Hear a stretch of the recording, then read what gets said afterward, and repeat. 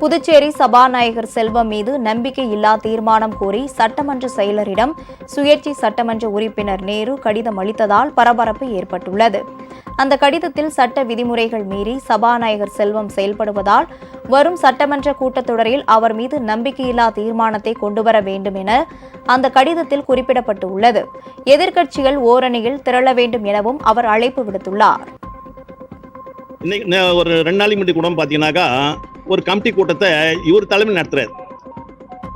இது என்ன, அதுக்கு ஒரு சேர்மன் இருக்கிறாங்க, எல்லாத்துக்கும் சேர்மன் போட்டுக்கிறாங்க. சட்டமன்றத்தில் அது அறிவிச்சு தான் நீங்கள் எல்லாம் செய்றீங்க. ஒரு கமிட்டியை கூட இவர் சுயமாக நடத்த விட மாட்டாங்க. இவர் அவருடைய கட்சி கூட்டத்தில் கலந்துக்கிறது அது கூட்டுறாரு. இன்னும் பார்த்தீங்கன்னா என்னென்ன மீட்டிங் அவர் போகக்கூடாது, எல்லாத்துக்கும் போறாரு. அப்ப இது ஒரு சட்டமன்ற சபாநாயகர் அவருடைய தகுதி செயல்பாட்டையும் அவரே குறைச்சிக்கிறார்.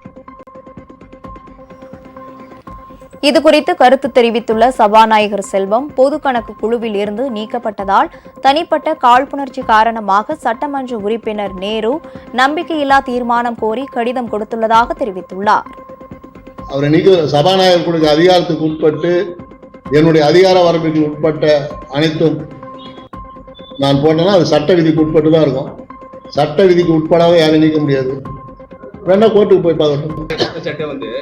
நீங்க ஒரு நிழல் முதல்வராக செயல்படுறதா தான் அவர் பகிரங்கமா இது முதலமைச்சர் தான் போய் கேட்கணும். முதலமைச்சர் ஸ்பீக்கரை கூப்பிட வேணாம்னு சொல்லுங்க.